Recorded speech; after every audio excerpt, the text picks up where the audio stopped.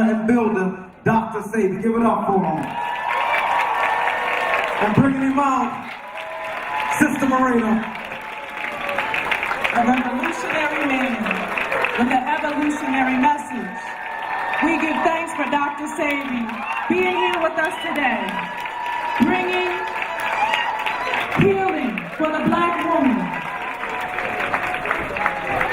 Give thanks.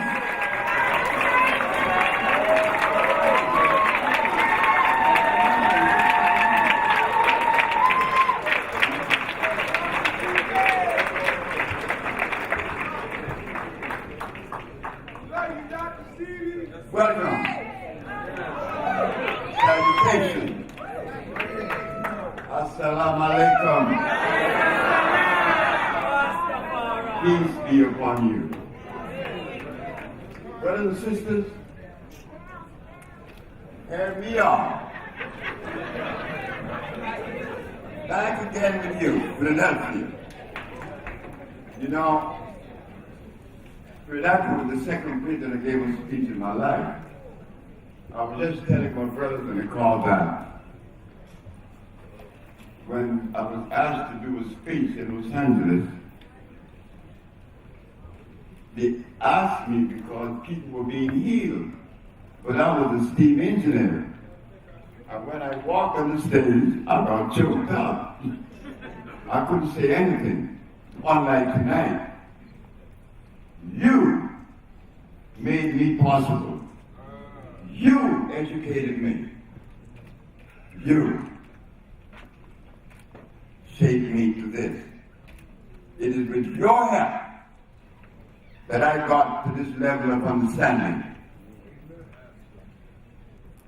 You did that. I came here as a Christian. I learned a lot of things. A lot of beautiful things in Christianity. And I joined Islam. I met the messenger. I knew Malcolm. And the Brotherhood, well, I used to be hungry many times and they fed me. This was in New Orleans. Then I got into Buddhism. And then I got into this. And what is this I got into? Something that has been hidden. Something that was very much necessary for you and I to know. But as I talk about my little life, I'm 81 now, it seems as though it went by so fast. I feel cheated. It went by so fast. So this something that was always pulling me, I was never satisfied with anything. And one day, something appeared on the horizon. A black woman in the jungles of Africa without no clothes on. I said, what? But this image of the black woman in the forest kept reverberating in my head. One night I even had a dream because I put the television on, channel 850. That's the jazz station. John Coltrane was playing a tune, but I was asleep. But I was hearing this tune in my dream. The tune was Interstellar Space. When I woke up, that black woman that was chasing me for these 2 years revealed herself to me.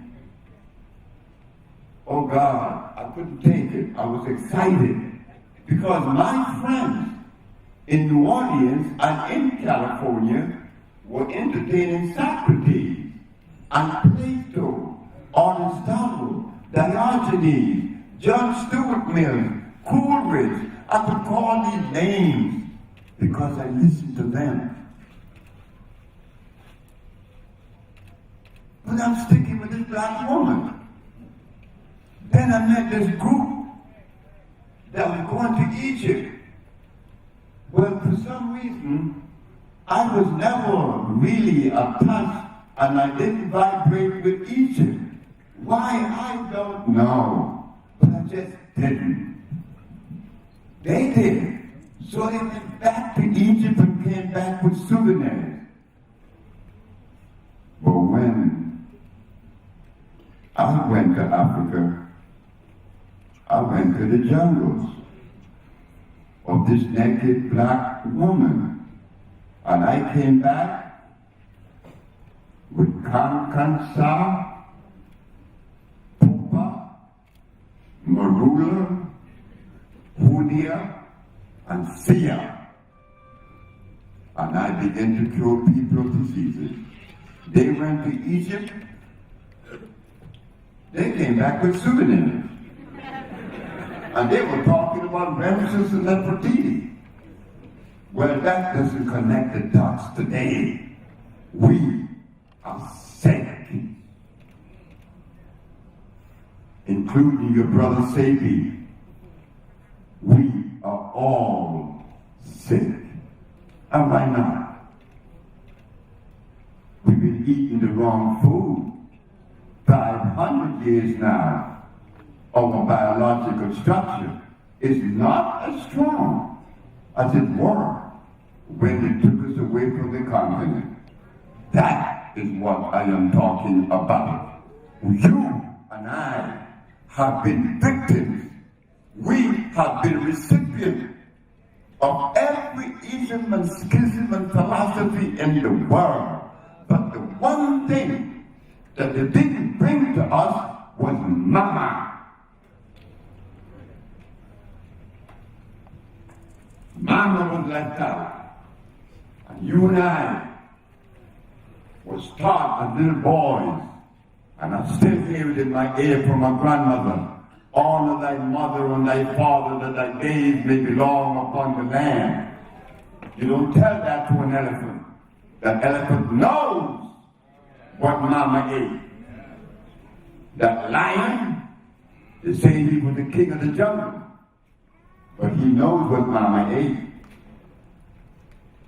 Do we know what Mama ate? We don't know. We don't know. Oh, that's good. It doesn't mean that we're ignorant. It doesn't mean that we are lacking off intelligence. All of us in here are intelligent. You are. All of us are. Now, when I began the research to get to this level of understanding, I began to see that Mama was the key. How did she connect the dots today? That naked woman in the jungle.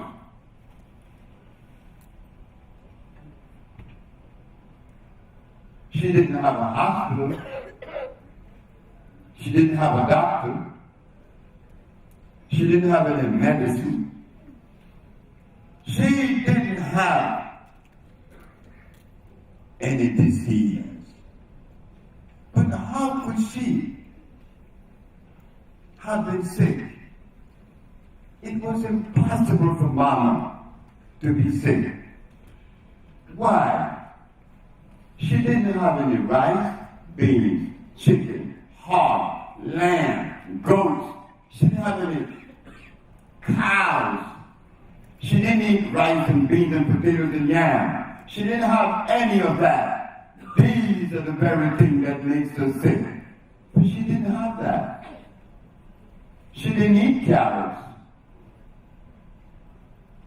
How and what did she eat? You know what? Philadelphia. I'm running at 81. And I put my body through a test right now. Today, is 61 days since I put something in my mouth to eat. I have not eaten in 61 days. And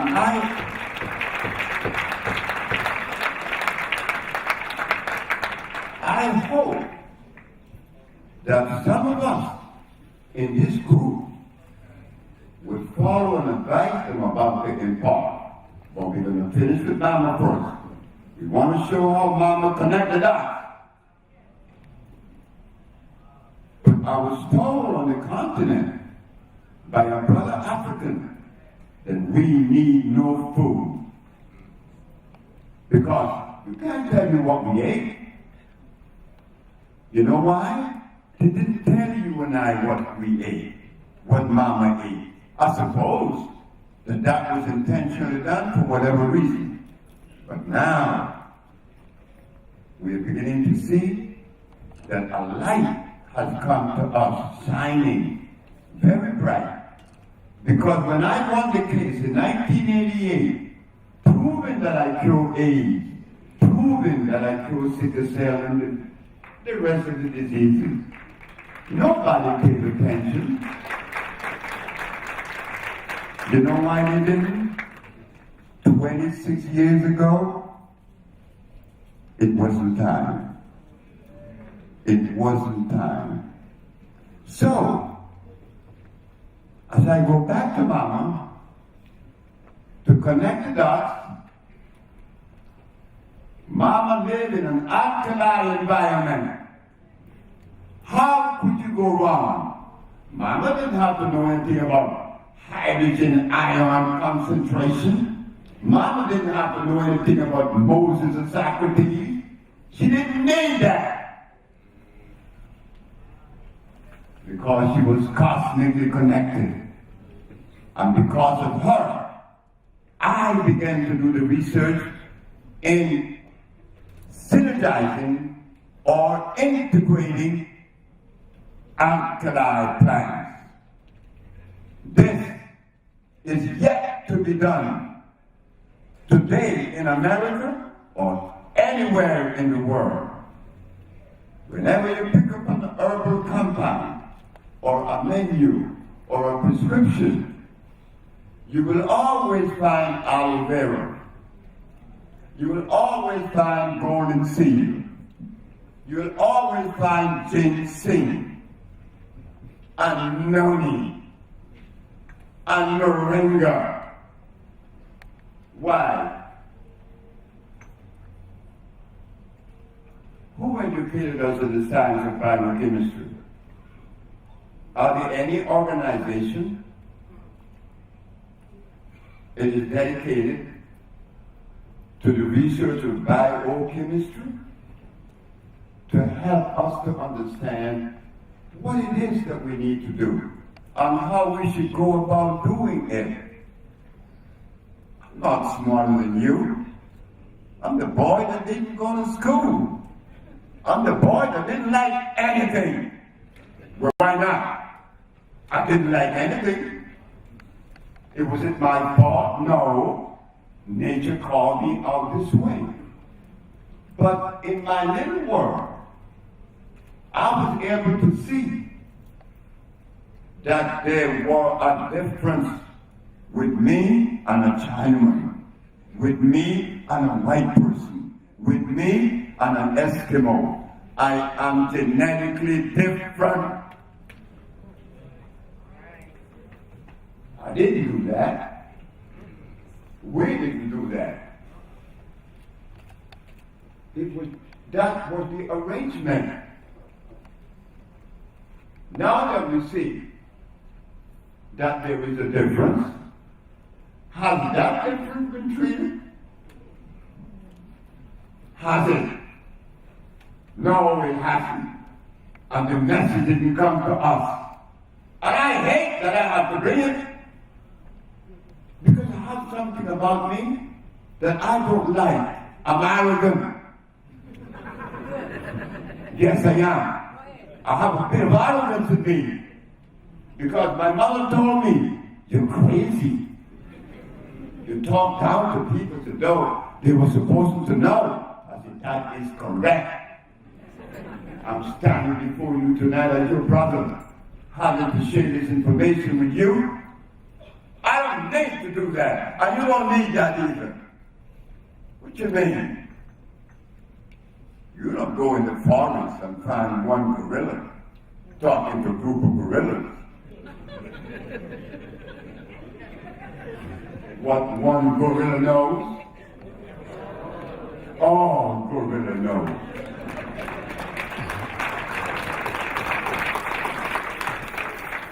But because we were severed from Mama, now we are at the discretion.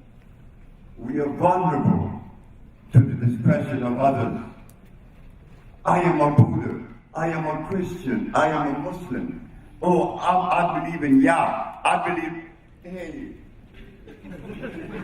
that is telling us we came from the same mother with all these expressions. And me, I join all of them. You know why? Because I have to love all of them. It is simple as that. Because I'm not better than you. I could not be better than you. It was impossible for me to be better than you. We have the same organs, the same structure. I'm not better than you. I just have information that creep through. And I was able to be the recipient. Herbs, the life of herbs began with creation. Geology called it native plants. Why did geologists call a natural plant a native plant? Because they are electrical. They came with the planet. Anything that originates with the planet has electricity. Why? Because their structure is carbon, hydrogen, and oxygen. That's the structure. And because of this CHO structure, it makes them electrical. Meaning that what nature produces is good for our body. Electric plant, electric body. That's called chemical affinity. Electric plant, electric body. Chemical affinity. There is assimilation. There is digestion. But when you eat rice or beans or a hog or lamb especially, because lamb is at the top of the list, is dangerous. It is one of the most dangerous meat you can put in your mouth. So when you put these things in your mouth, do you know what you're really doing? No, we don't know. I didn't know.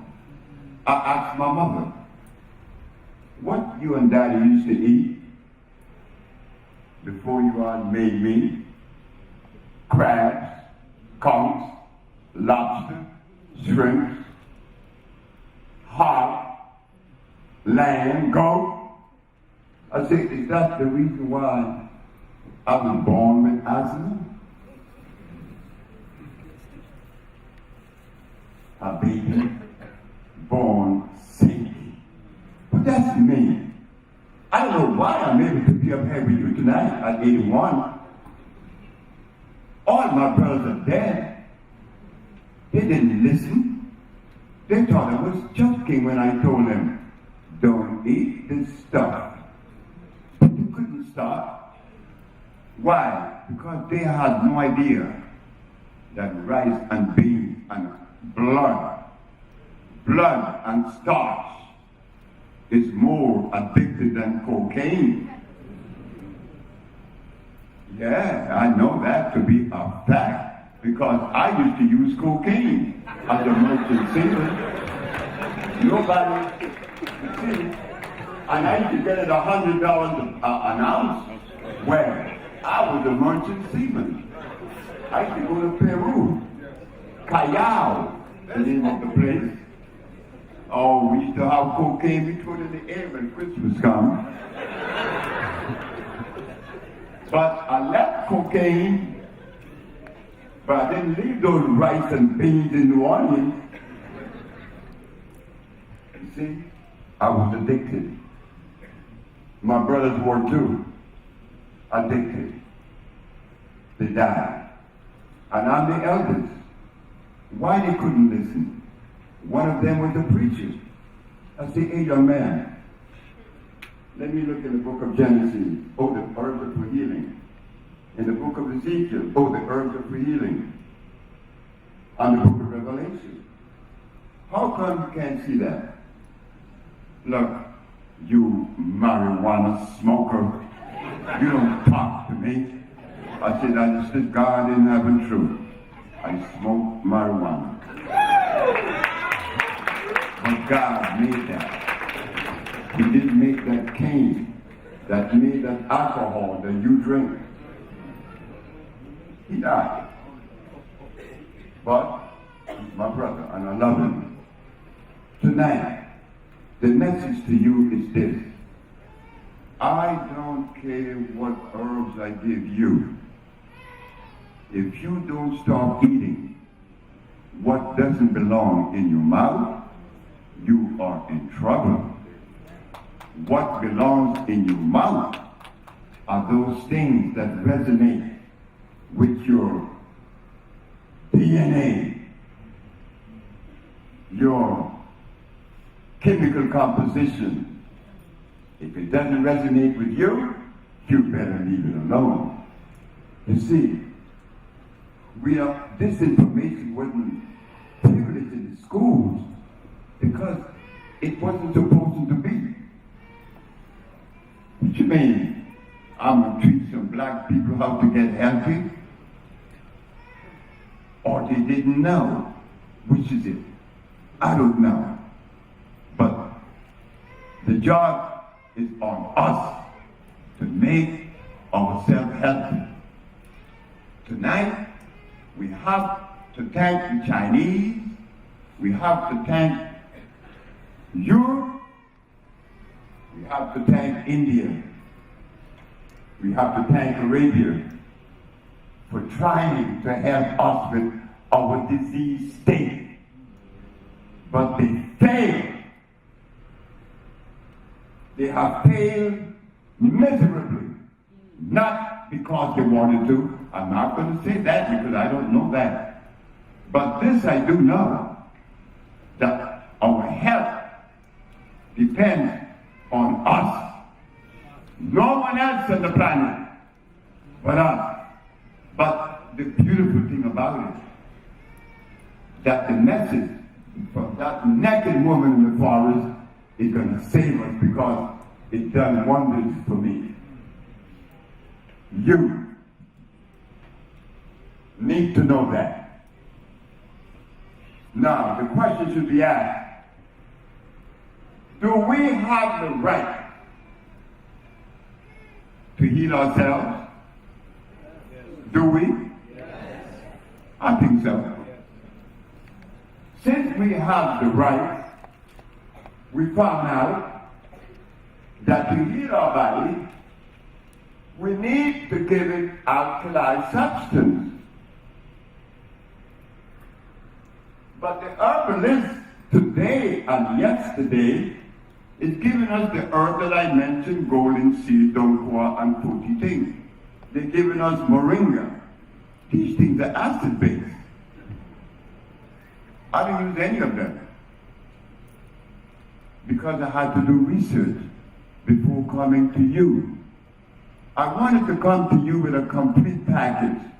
I didn't want to come to you with something that was halfway, because you don't deserve that. I am your brother, and I'm going to come to you with something other than that which would help you. Then what am I doing? I'm a liar. I'm your enemy.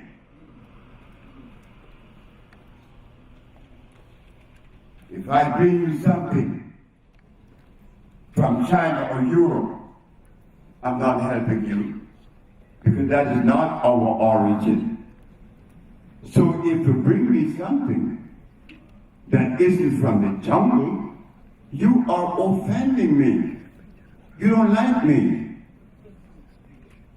Because anything else is violating me. Remember, the forest is the one that produces the alkali substance. And that's what we need. So in doing this research, Dr. Sebi, he began by selecting these herbs from the forests of Africa, Central and South America, the United States and Mexico. Yes, we found a cure for the diseases. When I put that ad in the newspapers in New York, my mama told me, hey boy, you're gonna go to jail. But you're gonna put the ad in it. And there was a young brother that used to be with me in Washington, D.C., by the name of Nizam Oyo. We put the ad together. AIDS has been cured by the Usher Research Institute. And we specialize in lupus, herpes, cancer, sickle cell, blindness, diabetes, and others. I took the ad to New York, put it in the papers, and lo and behold, here come the police. Are you Alfredo Bowman, a.k.a. Dr. Sebi? I am that person. Well, you here are indicted by the Supreme Court, the grand jury, practicing medicine without a license, claiming to cure AIDS, selling without the permission of the FDA. You going to jail. When I got to jail, the policeman or officer that's going to book me, put the numbers on my chest. He looked at the detective and said, you guys messed up. The detective said, why? This man cures. I said, how do you know that? He said, because you cured me of gout. I said, I have never seen you. He said, I sent a black policeman to tell you that he had gout. He brought me the medicine. I don't have gout anymore.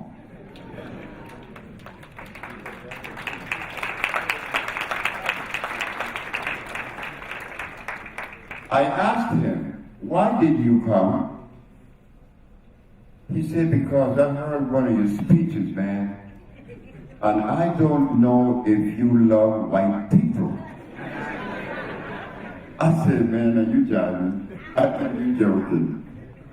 I said, after all what you have done to us, we fight wars for you. We die for you. Can't you see who we are? We can't hate you.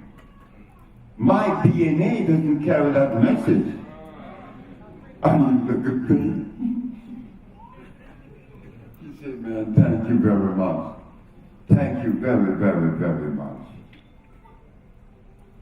You see, do we have to hate white people or Chinese or Eskimo to be black? No, you don't. You don't have to hate anybody. You better start loving everybody. Why?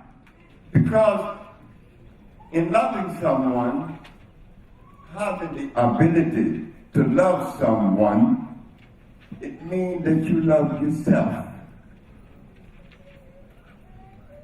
course. How could you love me and you don't love yourself? That's simple, isn't it? So now, brothers and sisters, why are we sick today? And we are intelligent. We got scholars, paleontologists, archaeologists, historians, scholars. We got sages, but none of them knew what to put in our mouth.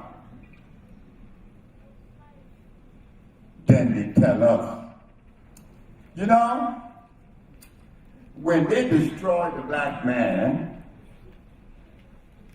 they destroyed Timbuktu.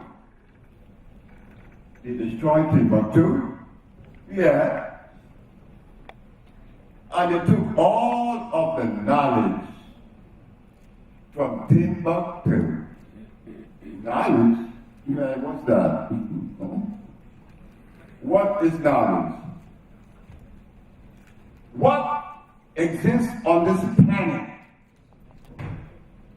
that I'm supposed to know, other than that which goes in my mouth? What is so important about Timbuktu? We better find out what goes in our mouth. Because if you don't know that, you're going to live stressed. And I don't care how much money you have, or how many cars you have. I don't care what you have. Your health better be right. Right now, I'm struggling.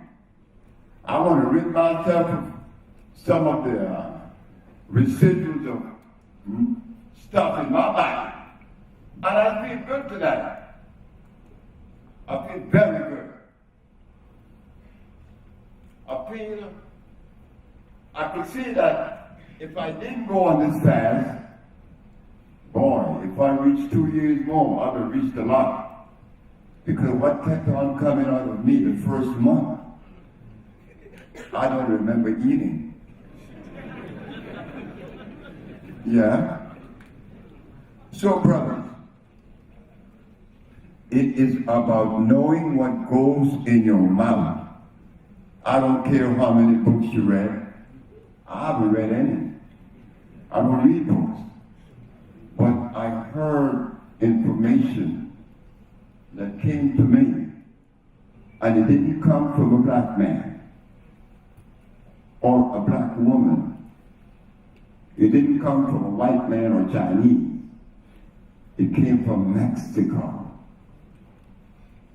In 1964, I had asthma.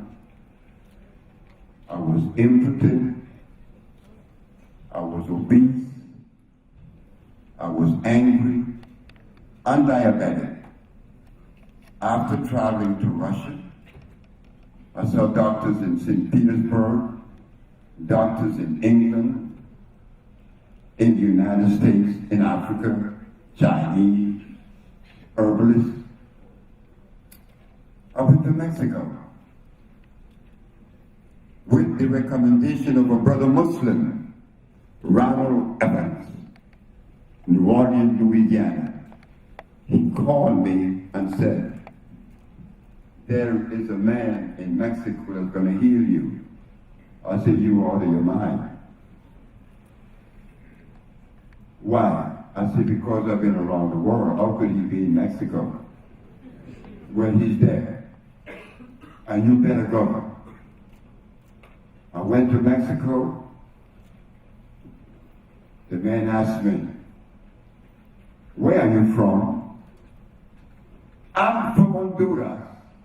I speak Spanish like you. He said, I can't talk to you because you're blind. You from where? I'm from Honduras. I was born in Honduras. I did not ask you where you were born. That I didn't ask. I asked, where are you from? Because black folks That's Maya Paya Lenka. Where you from? Oh, I'm from Africa. Now we could talk.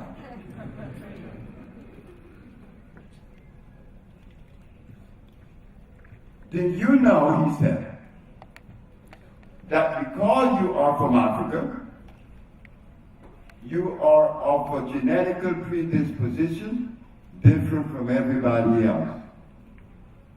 So all that stuff that you've been eating, you better stop. It doesn't resonate with you. How long am I supposed to stop eating? 90 days.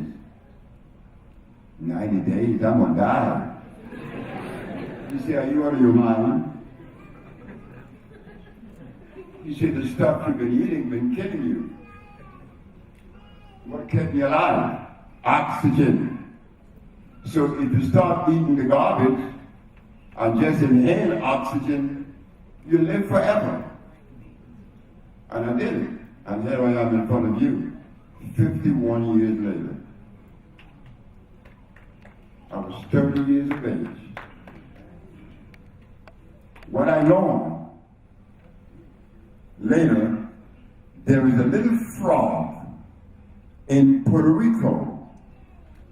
They call this frog the coqui. At night, coqui, coqui, coqui. That's all you hear at night. They put you to sleep. If you move that frog from Puerto Rico and put it 9 kilometers away, a little island named Vieques, alongside of Puerto Rico, the frog dies. The frog will die, never to see again. You believe today that I'm not sick. You think we are not sick? When I was taken away from the continent of Africa and given hog to eat, the Arabs gave me lamb, which has the anthrax germ, which they found in the core of AIDS. You think we're not sick? When I go to Africa and they ask me for my passport, I say, but hey man, they took me away from here 400 years ago. And you mean to tell me that if I don't have a passport, you're not going to let me in? The answer is no. I said, wow, look how the world has changed. I have become a foreigner to Africa. Yet I was taken away from there. You see, that is the result of disease. You know, I remember when I was a Muslim. I remember when I was a Christian. I remember when I was in Buddha. But everything I remember was good. So, maybe it was because I learned some beautiful things in Islam and in Christianity that I'm able to put this information together. Because it's not about loving or hating, it's about understanding. You are my brothers, whether you're Muslim, whether you're Christian, whether whatever you are. Why? Because we were brothers before we became anything else. So in my little life, I spent time to look for the answer to our disease, and it was in the jungles of Africa. Now, what do? We begin the reconstruction. I put the compounds together, and they work. They work. And you let me know that. You were the one that gave me the courage to continue. Like Mr. Larry Daniels, who was there tonight. His diabetes was up to 600. And in 4 days, down normal. Is that true, Larry? You think I didn't see you, right? Larry is dead. This brother by the name of William Malloy from Philadelphia. When William got to Honduras, I was in the garden. I had a hole in my pants. You could see my behind. They called me and said, your patient is at the airport. I run with this pants and these ugly shoes that I wore. When the man saw me, he said, you know, I've been taken. When he got to the village, he had a bone cancer. Right here in Philadelphia.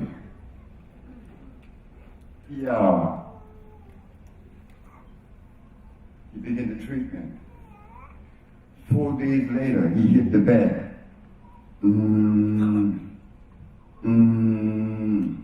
Groaning and moaning for 9 days. They had to clean his fecal matter. He couldn't open his eyes. He was down for the count. On the 10th day, he resuscitated. And I'm going to town. And I saw Malone, William. I said, where you going? I said, I'm going to town.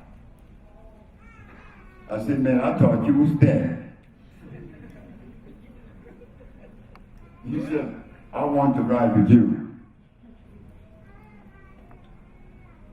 He got in the car. He said, I got a story to tell you. I hated you. I hated you when you came to the airport and picked me up with that hole in your pants and with dirty shoes. I thought that you had me.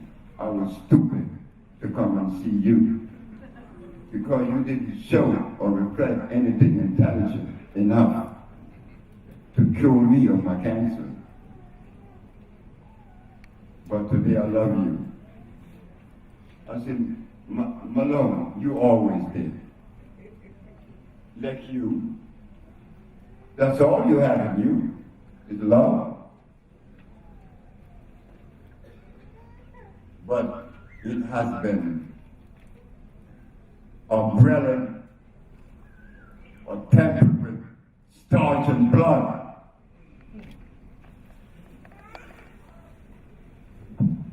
Not only are you going to hate me, you're going to hate yourself. You're going to blow your brains out. Why?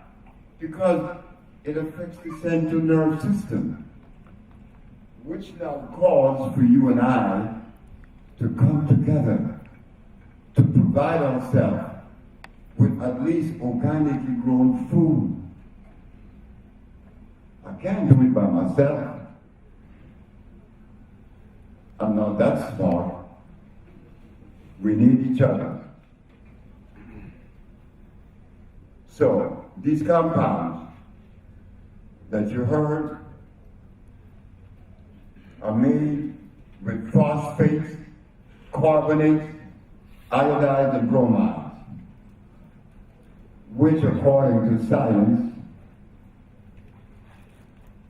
they are food and vitalizers. They're going to help you. They're going to heal you. So yes, we got the Green Food Plus for the immune system and the brain. We have the BioFerro, that's for the blood. and purifier. We have the viento, central nervous system and brain. We have the male, testo, and the female. We have the compounds that are made from natural, vegetation, cell food. That is the product that represents the African biomineral balance. All natural, organic. So, brothers,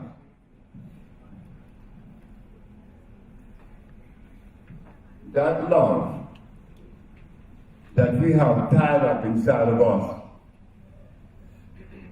should come out now, because if it wasn't time, we wouldn't have this message. We should bring it out to protect ourselves from disease, because we have never been this sick in history. And it's good that we found a cure for every disease, including Ebola. Ebola isn't new.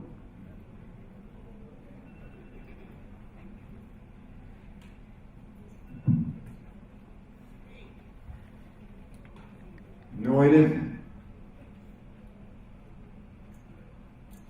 We have cured Ebola before. The same way we cure AIDS. So when you ask, how do we do it? It's the African biomineral balance. That's easy. We use electric food.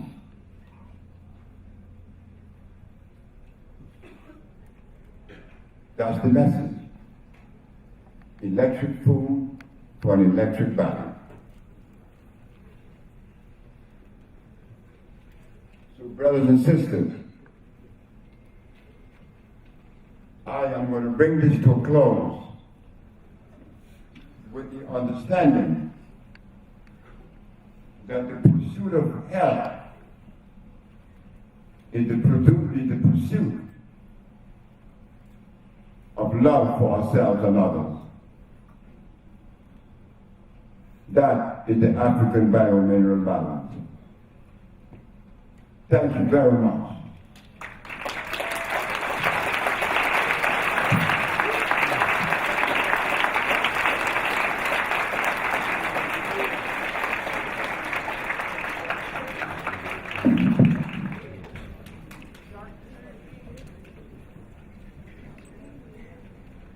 Okay.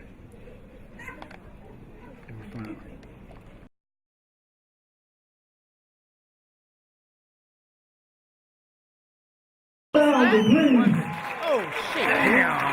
What you looking like that?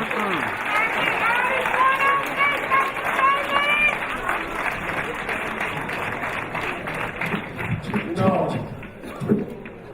I was in Honduras. On my 55 We got him back. Yeah. I fell out, but I wouldn't give up. I knew what it was. As a little boy, I used to have these headaches. Very bad headaches. Bad, excruciating.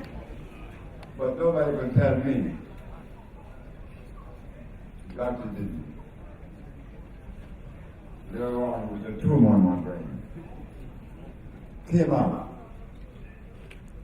But there must be residual. Okay. I didn't stop. But tonight, in front of you, I was using a lot of energy. Yeah, I'm sitting in the chair.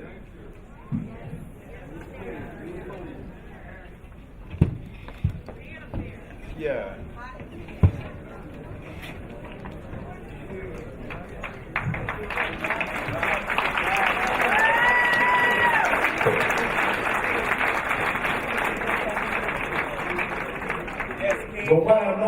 this,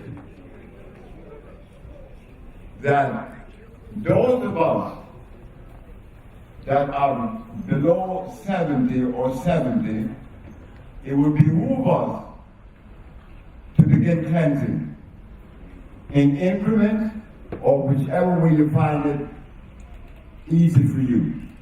But it is necessary. Because if I, who have been 47 years into this profession, have things happening to him, but I'm 80. The last time I fasted for 90 days, I was only 30. Now I'm 80. I have to expect a little bit different behavior, a little bit different manifestation, a little bit different. When I'm on the plane, as the plane is taxiing to turn left, to take off, I got a pain across my chest. Excruciating pain. I want to tell the people on the plane to stop the plane and put me off. If I was someone else's patient, I would have done something with the police against that healer. But I am my patient. And I have to interpret things the proper way. It's a good thing that I am my patient to understand it. Because when a brother came from the Virgin Islands, the brother told me last week, I cannot breathe. My lungs are clogged. The brother took the compounds. 4 days later, he couldn't walk. His son is very angry at me. I'm paying you money to bring my father here, and my father cannot walk. I went to see the young man. I said, you know, if I had made you aware of what you were facing, you wouldn't feel the way you feel towards me right now. But let me tell you something, young man. Something is about to come out of you. A big ball of blood came out 2 days later that he didn't know he had in his intestines. So you see, the natural healing process is different from the one that we customarily are given. You know, the natural healing process is different. You're going to cleanse out 50 years of accumulated debris. Oh God. Wait.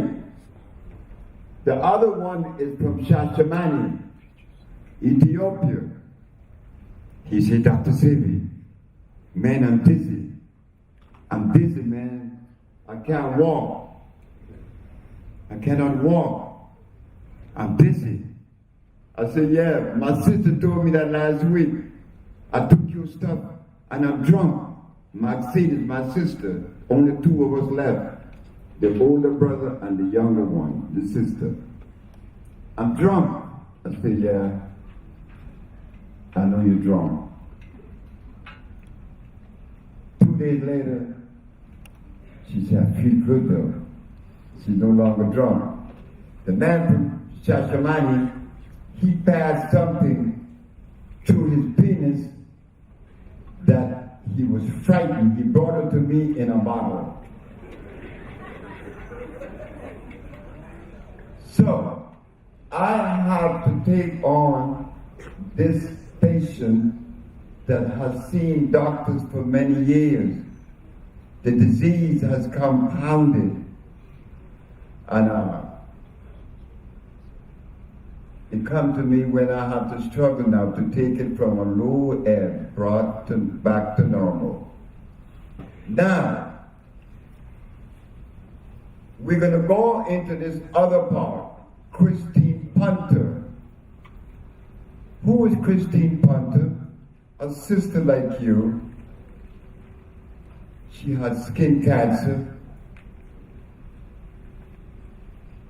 but she could only pay me for 1 week.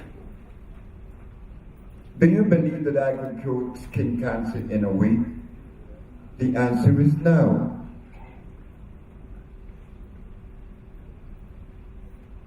What am I to do now? Kick her out? No. No. I had to heal Christine, and she was there 3 months. But when she left, she was cured. Who helped me to give her that, to afford her that? Nobody. And since Christine, there were many brothers and sisters that didn't have the sufficient money. But that is shameful, isn't it? It's embarrassing why Dr. Sebi owned a healing center and you have to pay him money to go to it. That doesn't sound too good. No. Because Dr. Sebi doesn't like money.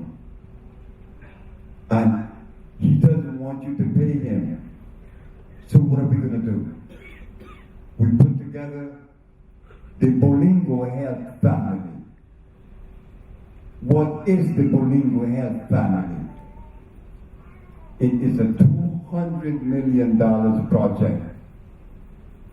A $200 million project. What is the project? Health centers in every major American cities.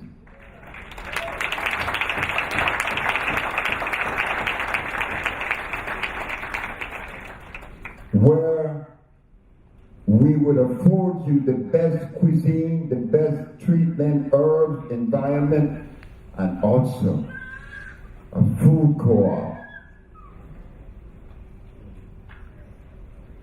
That's one. The other, in the project, you will own the health center that I represent now, the Usha Village.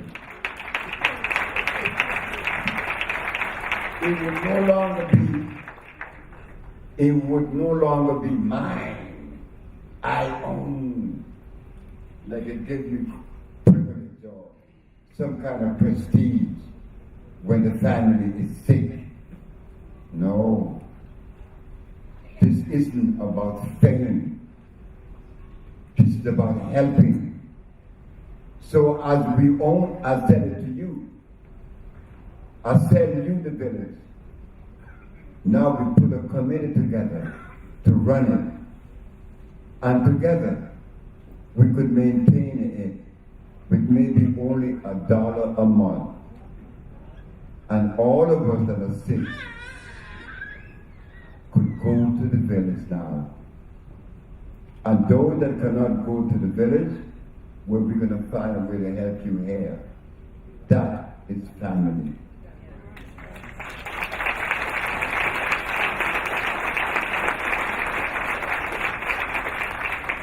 In the project, there is a refrigerated boat that would bring products from Central and South America, fruits that you never heard of before.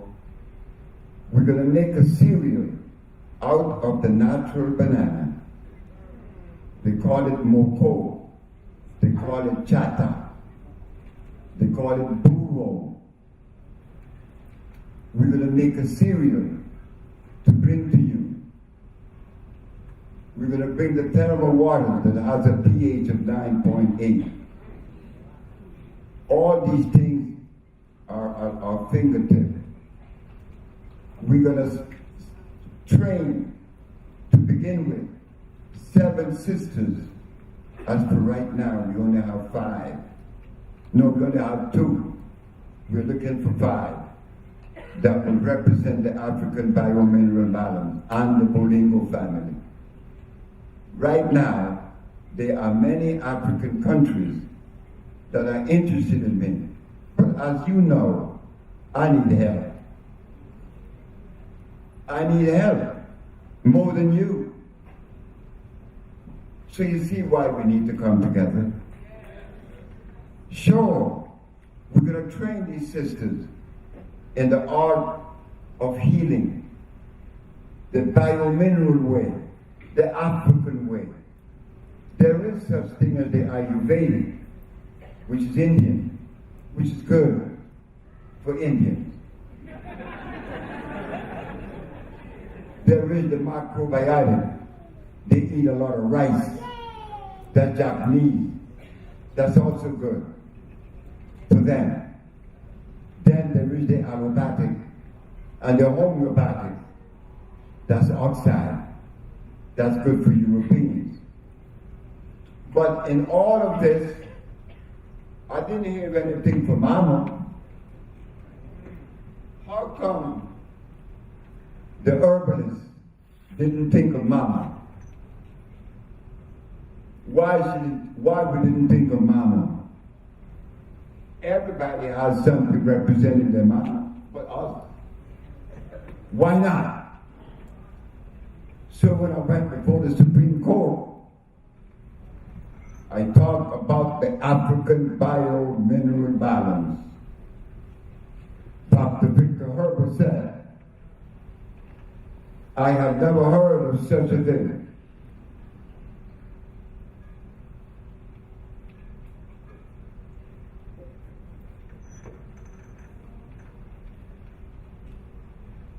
Excuse me. Thank you. I've never heard of such a thing. I said, Your Honor, Dr. Victor Herbert is 100% right. You have never heard of the African biomineral balance. But we have to remind him that he has not heard of a whole lot of other things. And that the African biomineral balance happened to be one of those things. The judge asked me, what is the African biomineral balance? It is a therapeutical approach that cures disease on two levels. An intracellular chelation or cleansing. Meaning, we are not going to cleanse the organ. We're going to cleanse the very cell that makes up the organ. The next step is nourishing the body back to health. Cleansing and rebuilding. That is the African biomineral balance. And we use organic foods. You see, we have something to be proud about. Of course, we always did it. You know that. Benjamin Banneker, George Washington Carver, Charles Drew, Elijah McCoy. All these men are outstanding in science. But why not us today? We could do it. We could come together, not only heal ourselves, but the world itself. Right now they claim that Africa is suffering with Ebola. No. Africa is anemic. Africa is anemic. The immune system of Africa has been compromised. What are they feeding Africa? Corn and soy. Are we going to interfere in that arrangement? No. We have to take care of home base first. But I think that we could treat both simultaneously because we are that innovative. You have shown it over the years. You made me.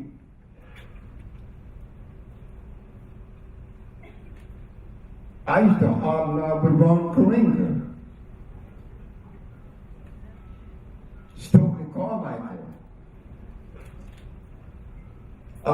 out with Brother Jeremiah Shabazz, the baddest of the baddest Muslims ever.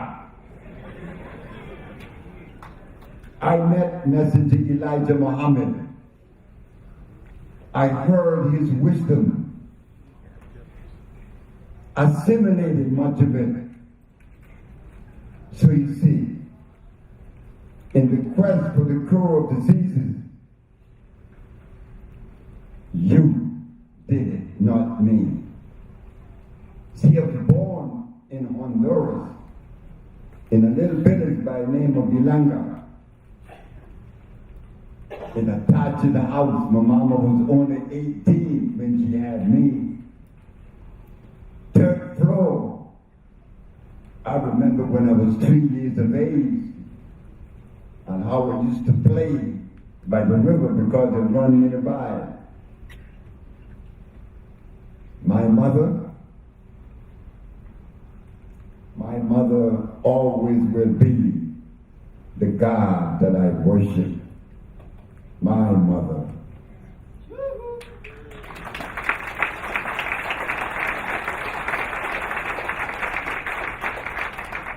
My mother told me on her deathbed,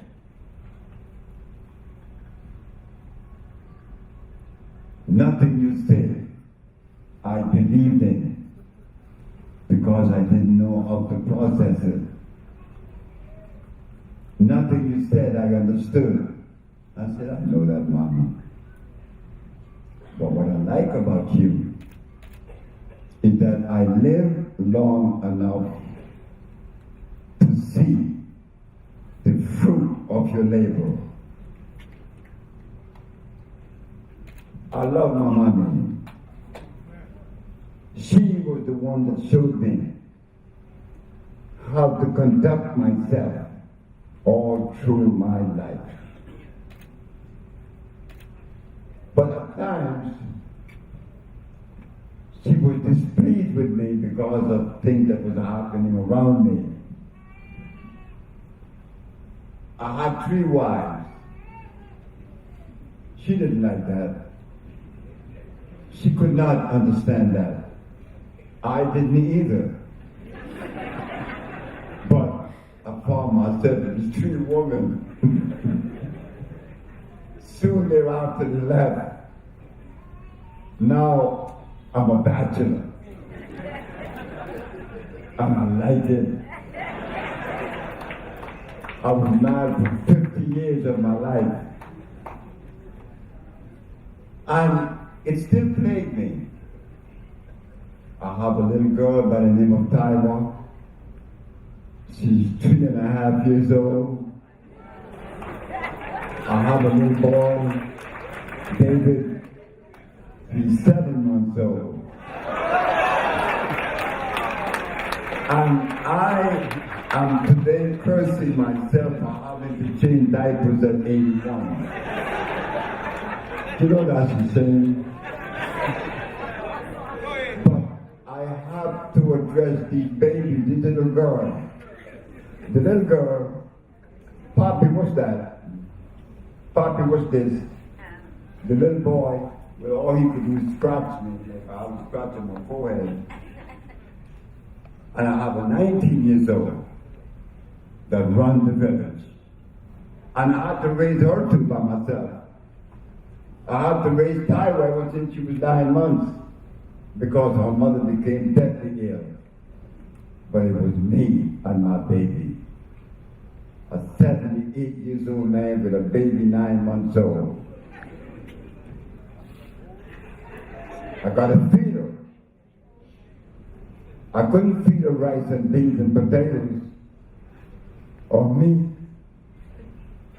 I had to feed her what? Sea moss and hemp milk. But there's Taiwan. She was before in February 26th, the same day with my mother. She was born the same day with my mother, and she looks like my mother. And she behaved like my mother. And I look at the little girl and her character. I never beat my children because I don't think we need to do that. But I'm having these babies yet. I hope there's not another one. Because I have to go to Africa, I have to go to Barbados, I have to go to South America. They came to interview me from Ecuador. I gotta go to Chile. I speak Spanish. So tonight, even though I have been fasting for 60 days, 62 days, 61 days tonight, I couldn't let you down. When you fast, you're not supposed to be doing this much talking, you know. It drains you. But I had to come. Anyway, because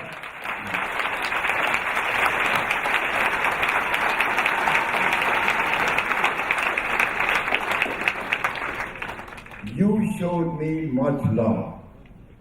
I remember Reverend Shepherd. And there's a sister here named Bethany that makes the best veggie sandwich in the world. Sister Beth.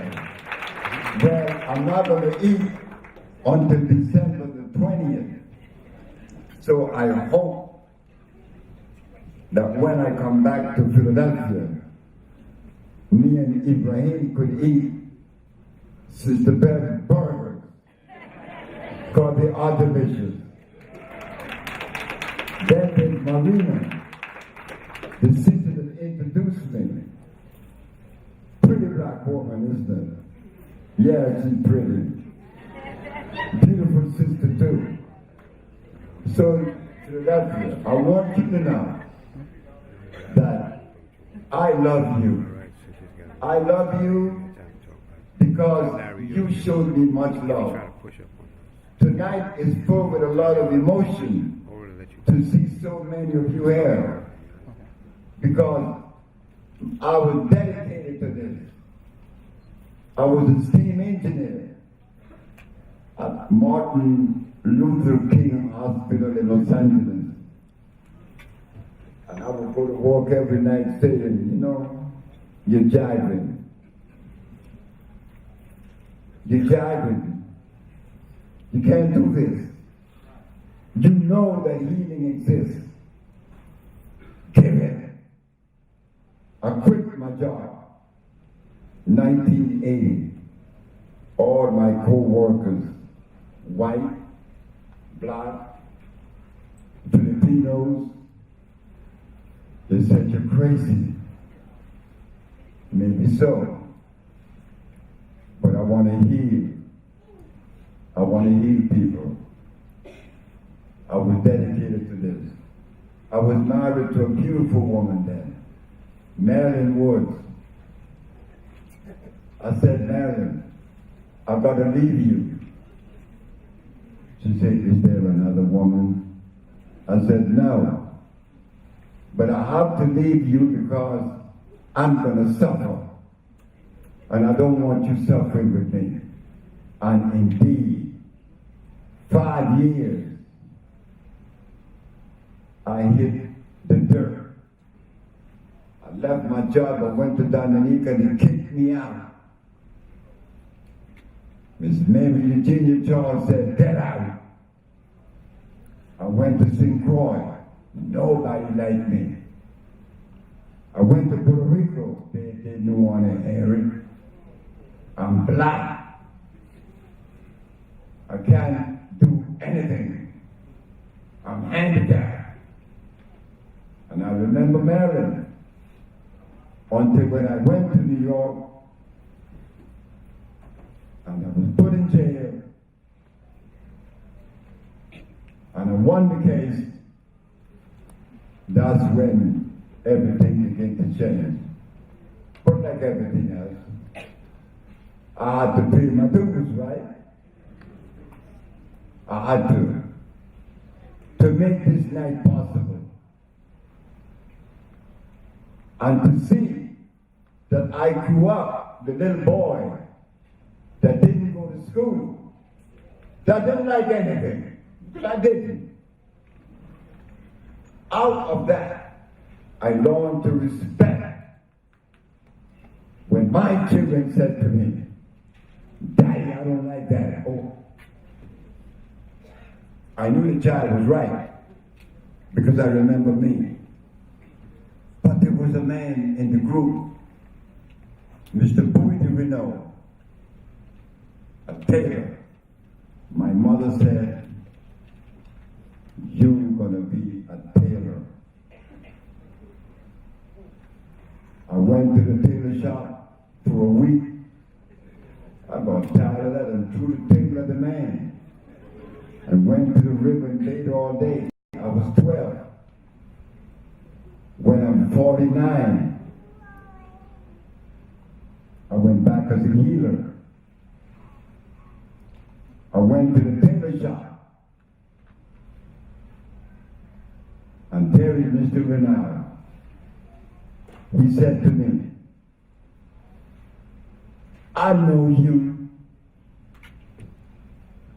You are the one that threw a tail at me 37 years ago. He called his wife. You know him? She comes out. Hi, Fred. I say, hi, Mrs. Renard. You know, I said, I'm embarrassed right now because I remember throwing the tail at this man. He looked at my wife and asked my wife, did he tell you that he didn't go to school? Yes, he did. Did he also tell you that he didn't like anything? Yes, he did. What is he doing? He's healing. He said, you're healing. I said, yes. You like that? I said, yes.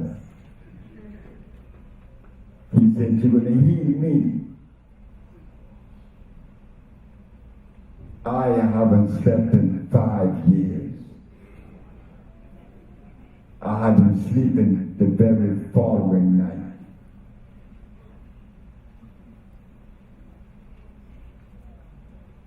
He said to me, I'm glad that day when you threw the tail at me, that I didn't feel bad, and that I lived to see the day that I'm glad that you didn't become a tailor.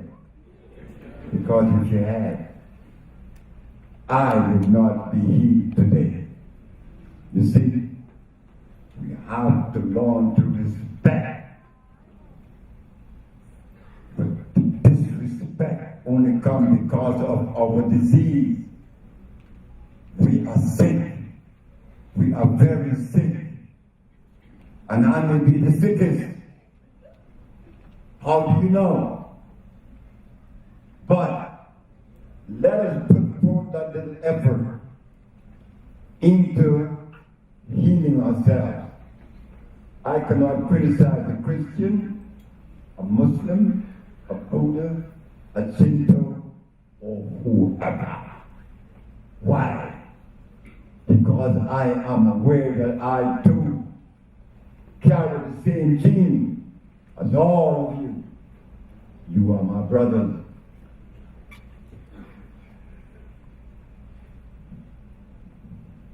And that we should be happy to tell the world, we cure AIDS, not he. The German told me that in Munich. When I went to Germany, he said, hold it.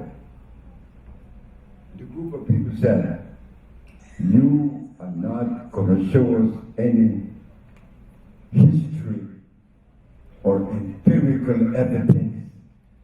We want science. So yeah, okay. I went to a blackboard with that piece of chalk. And when I was through with them, they didn't have anything to say against. Then he said to me, who do you expect to help you? I said, the world. He said, the world doesn't cure AIDS. A black man cures AIDS.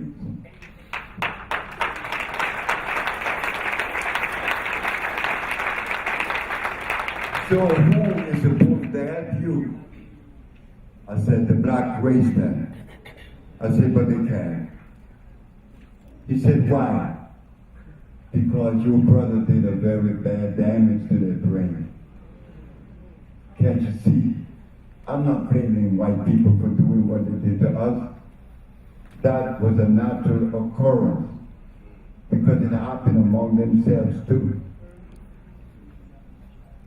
But now, we are the ones responsible for taking us out of that state of disease. And it's easy. It's very easy. Because if it was difficult, I would not be able to address disease. I'm the little boy that didn't go to school. But I was able to find these compounds. I was led to it. Not that I am smart. Because I'm not. I'm not intelligent. I'm you. Everything you are, I am.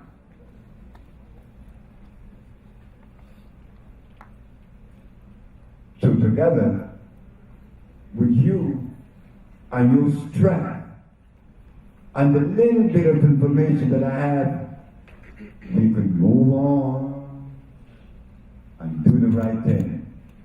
Because today, we are deceitful. We embezzle each other. We lie to each other. You know, when you indulge in lying to your brother or your sister, I used to be so angry at brothers and sisters for doing that. But you know what I learned? It comes out of the state of nervousness, which is disease. That's why we're putting Bolingo together, to eliminate that. That those of us who are members of Bolingo, we would begin the process of showing the love that existed in the continent among us. We could bring it back, and that we gonna come clean. You do not undermine a brother. You do not lie to a brother or a sister. Don't do that. Because about the sisters, well, brother knows that the sister is stronger than him. Of course you are not.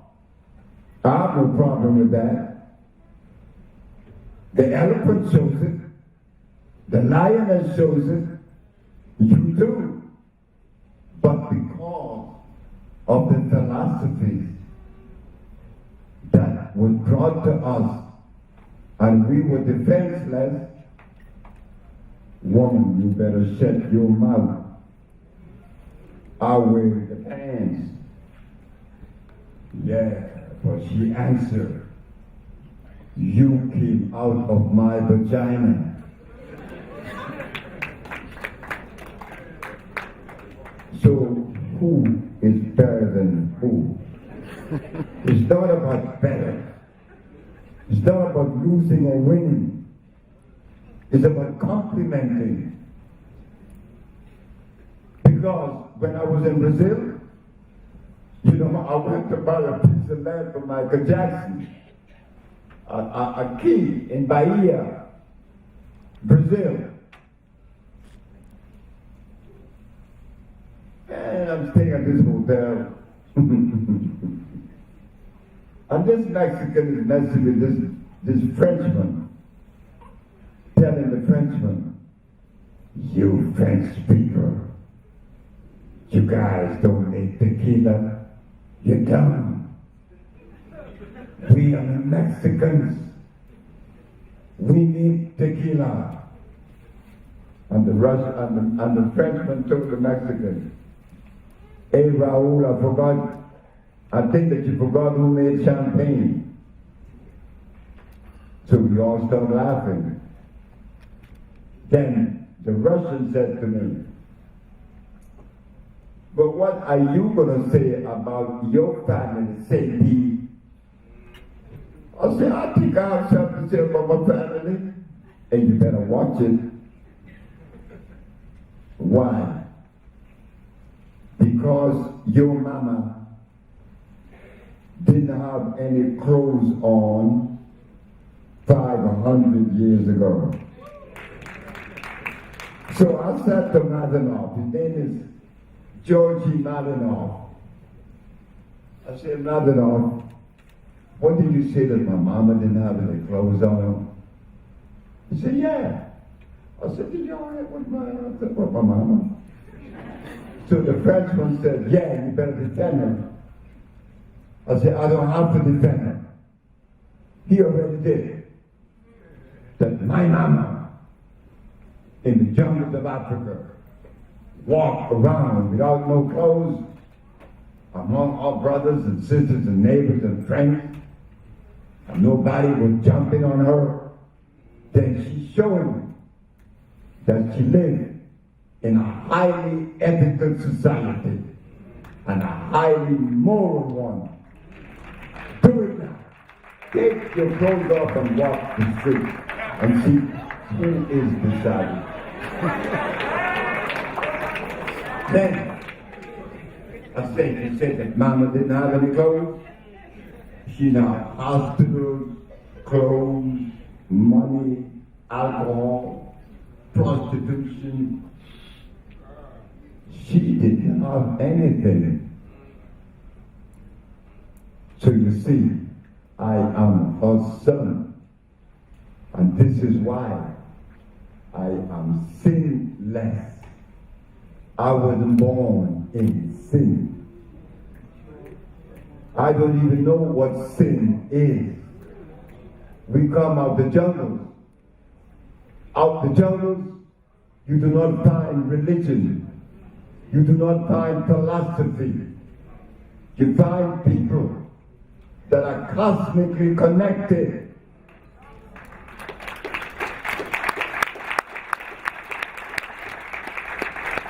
All of us are beautiful. And everybody on the planet. You mean to tell me that nature made them and they were not supposed to be made? You mean to tell me that Chinese are not supposed to be on the planet? Of course. Eskimos too. White people too. And brothers and sisters too. So what we see here is the same expression you find in the forest. Different color flowers. But I am proud to know that I am a member of Urua. Urua took me to this level of understanding. Urua, the first commandment, and you're only three. The first commandment of Urua, you are number one. You have to be number one.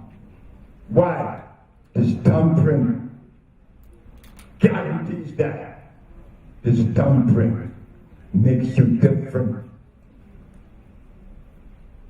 That's number one commandment. You are number one.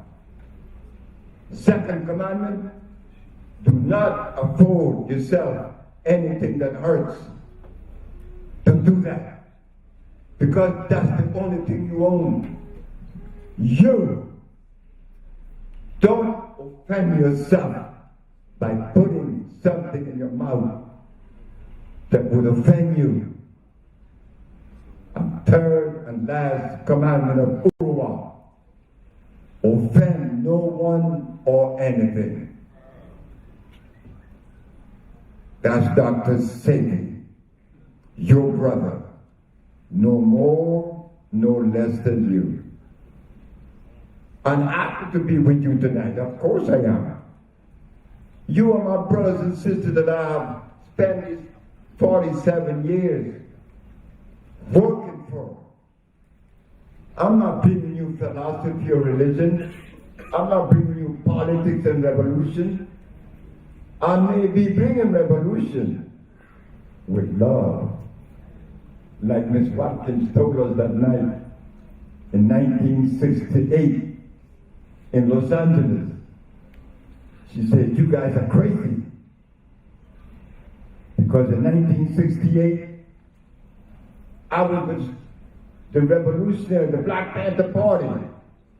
I was in LA thinking that I was doing the right thing. That's far from the truth. We were doing it in Mrs. Watkins' house. Present was her son Mel and Bob, myself and Chaka Litron, talking about revolution. The lady opened the door and she said, you know, you guys are crazy. In your conversation, love was not in the equation, and slammed the door. And we said, love? Like love was a nasty word. But love is what you like. I like it. Of course I like it. I like to be loved. You do. But now, it is difficult for many of us because of the food that we're eating. How I know that? I hated my mother-in-law. This cloud. Because of her, I'm not married to my wife. And when I went on the fast and I stopped eating garbage, the only person that I could think of was Clara. I said, oh my God. When I got off the fast, I went to look for Clara to give her a television and to ask her for forgiveness. I love you, Clara. I love you. Clara told me, I heard you bought a gun to kill me. I said, that's the God, and that's the truth. That's how insane I were. You see, when you're crazy, you don't know it. People got to tell you, hey, you're nuts. But that was okay. I love Clara. I love everybody.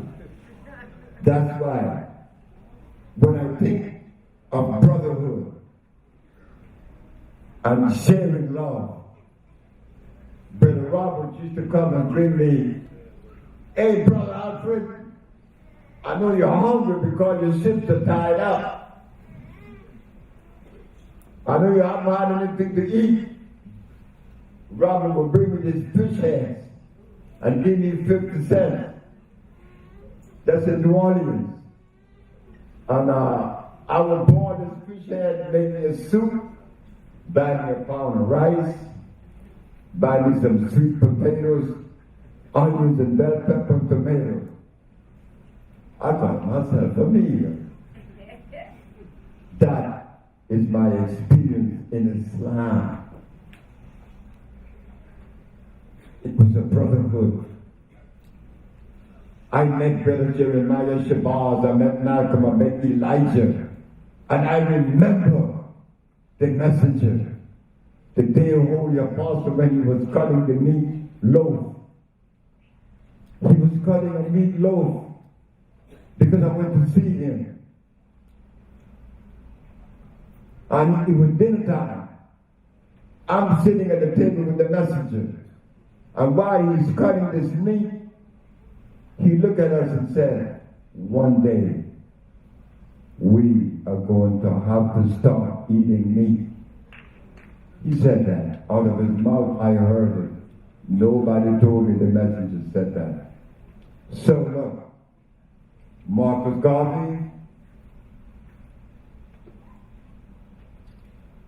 Elijah Muhammad, Noble Drew Ali, all these men, H.R.I.P Brown, a brother I met from New Orleans, from Baton Rouge. I know all these people. Which one should be criticized when each one brought their idea of blackness to uplift us? Which one should be criticized? I receive from all of them. You see, I am not a discriminator. Each brother was born to give something good. You too. All of us. Today, because of where we find ourselves with ill health, then it means that we start to train our attention not to philosophy now. No, we can't do that anymore because that's not helping us. We have to go to what? Healing ourselves. That from that step onwards, we could be happy with each other because we have love in us. But like I said, that starts in blood. I went to see a lady that offered me some money to come and talk to her about what I do in her house. And I did. But there was a 12 years old little girl scratching on a piece of paper while I'm talking to her mother. And when I was through, the little girl said to me, I know what you told Mama. No, I spent a whole hour talking to her mother, but she could have told me she know what I told her mother. I said, what did I tell you, Mama? You told Mommy that starch and blood would cause a flood that floods the brain, that brings the pain, that makes us lame. A little 12 years old girl. I gotta mention another 12 years old. And if you believe that what I'm saying does not have merit, train your eyes and listen to a 12 years old from now onwards. A little girl, you listen to her. And what comes out of her mouth gonna frighten you, but it is consistent and it is truthful. They are taking me to Columbia University to give a speech. And the little girl is sitting in the back, she's 12, and the brother said to me, what are you going to talk about today? I said, I don't know. You don't know. You're half an hour away from a speech. Doesn't matter. Talk about the soul, mind, and spirit. The little girl said, you better not.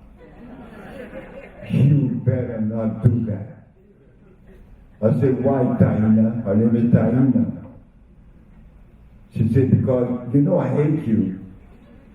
I'm always hate you, Dr. Sebi. You see what happened? The little girl had to hate me. She had a profuse vaginal discharge. It was very nasty and ugly, and smelly.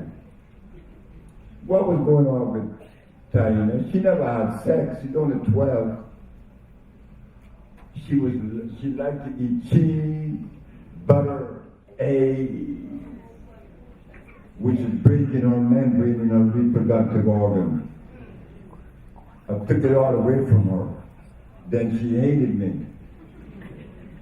But she said, you know what? You tell the truth. And if you talk about the soul, man, and spirit, you are a liar. I said, why, Taina? Because those things didn't come out of reality. They came out of the imagination. A 12 years old little girl going to tell me this? Is she right? But when I ask people where is the soul, they go in here. I ask them where is the mind, they go up here. And when I ask them where is the spirit, they go in here again. So I don't know these things because I don't know. I don't know. I know this, that in looking at the food that spiritual people eat, I don't want to be spiritual.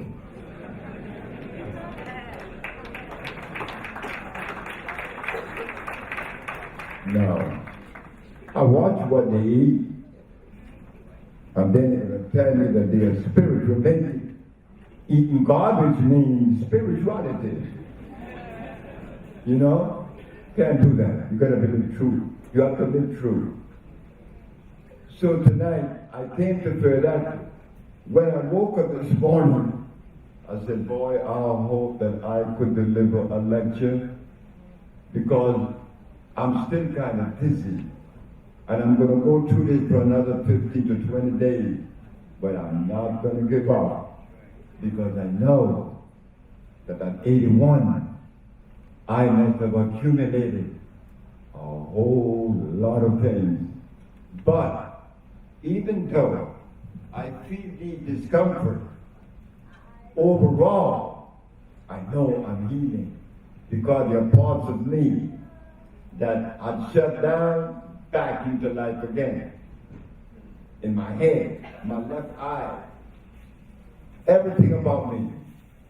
So I recommend to you tonight that if you could begin the process of only eating alkali food and eventually you graduate to not eating, it would be a plus.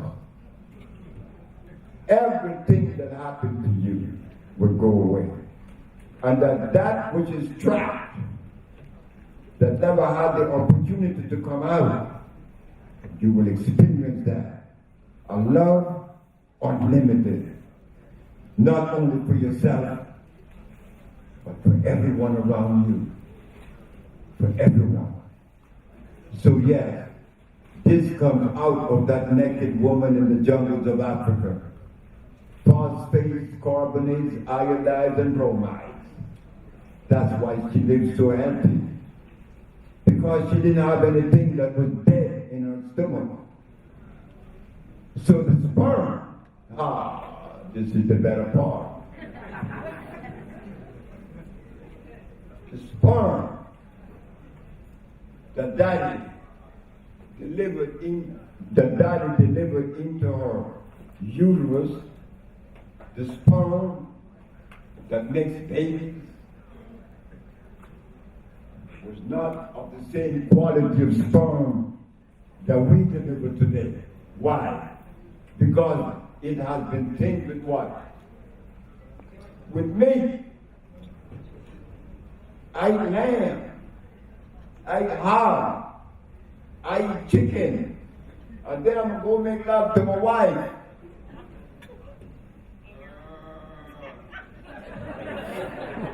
I eat eggs. I'm going to go make love to her and make a baby. And then when the baby was autistic, what happened here? But look at the baby carefully. They all look alike. Mongoloid. Why? Because their head is full of what? Mucus. The one disease that exists. There is only one disease in the world. Never two. And this could be the mistake that we've been making. That we have compartmentalized disease. When you have diabetes, AIDS, sickle cell, you have 3 different diseases. Not so. You have one. The mucous membrane has been compromised. And wherever that compromise takes place, you will show the name and the manifestation of a disease. If it's in your nasal passage, sinusitis. If the mucus is on the lungs, bronchitis, pneumonia. If it's in the bronchial tubes, it's bronchitis. If it's AIDS, it's in the skin, the lymphatic system, and the blood, which makes up the immunological system. That's AIDS. It's mucus. So we begin the process of the mucus removal from the system as quick as you possibly can. It will affect you later. I'm 81, and I'm like paying attention to you, I'm like the tailor that wore the worst suit. I'm like the shoemaker that wears the worst shoes. I'm the healer that forgot about himself, thinking that 51 years ago, when he first fasted for 90 days, that I could become careless. No. No, no, no. Not at all. I have to pay the dues to understand. So now, I am fasting. How many more minutes I have on the planet? I don't know. But I want to live without healthy. So I said, I got to give myself this extended fast. My friend Mel, Mr. Mel Watkins, came over to visit me, and he heard me coughing and coughing and coughing. He said, "What's the matter with you?" I said, "I don't know, but I've been coughing." Why? My manager now, Jenny, was bringing me every day a little mug of soup that I like. It's a vegetable soup. Oh my God, I went crazy. I could eat vegetable soup forever now. And I've been drinking 2 and 3 of them a day. One day, one of the persons that work at the desk from Eritrea, named Jordanus, ran upstairs and said to me, the vegetable soup had chicken in it. Oh my God. That's only 3 months ago, 2 months ago I'm talking about. I'm eating chicken. After stopped eating chicken for 50 years, the soup was using chicken stock. You see why I was coughing? You see why I have to fast to get it out? No. No, no, not again. So I said, that's okay. When I get off this fast, I'm going to make my own soup because I can cook.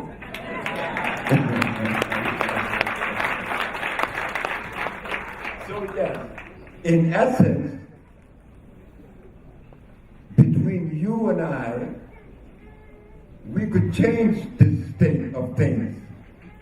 We could come together to form Polingo. Everybody's calling from all over the world. London, Bermuda, Barbados, want to join Polingo. Why not? I want to be a member of Polingo. Why? I've cured AIDS and sickle cell and blindness and diabetes and cancer and paralysis. I have never been this excited. Why? Because I could see the family coming together around what was taken away from us. Why are we enemies today? Because health was removed from us. And it happened to be that the very thing that they removed from us is going to now galvanize us, our health. You see, brothers and sisters, full circle, blaming no one for anything. Like your brother in Russia said, Alexander Pushkin, there could be no occurrence unless that occurrence is supposed to have occurred. So we're not going to blame the white man or the Chinese or the Arab or the Eskimo for anything. If that occurrence that occurred wasn't supposed to have occurred, how did it? Thank you for allowing me the privilege. You sent your products all the way to Hawaii for me. I don't know if you remember that. Oh, yes. That's yes. I remember that. Thank you. All right, give another round of applause for Dr. Sebi. All right, listen up. How y'all feeling out there? Y'all been sitting for a long time, right? All right, after this right here. Where am I going to see you? Okay, good. Good. All right. All right, brother.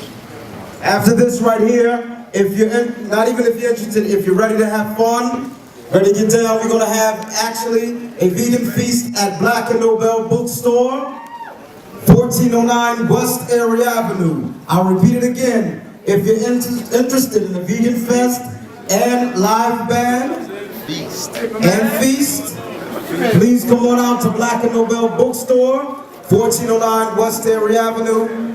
Admission is $10. There will be vendors and food vendors of all types there, so you can come through. Thank you. Peace and love.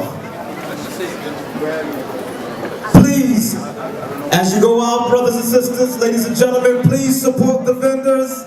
Please support the vendors as you move out, because they came to provide you with products, a good time, energy, and information. Please.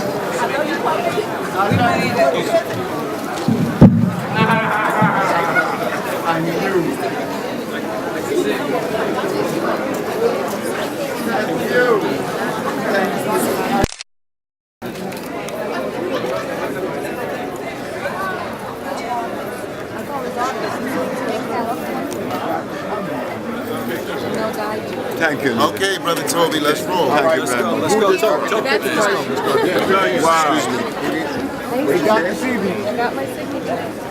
Get the picture started. Hello there. Oh, yes. You were with her.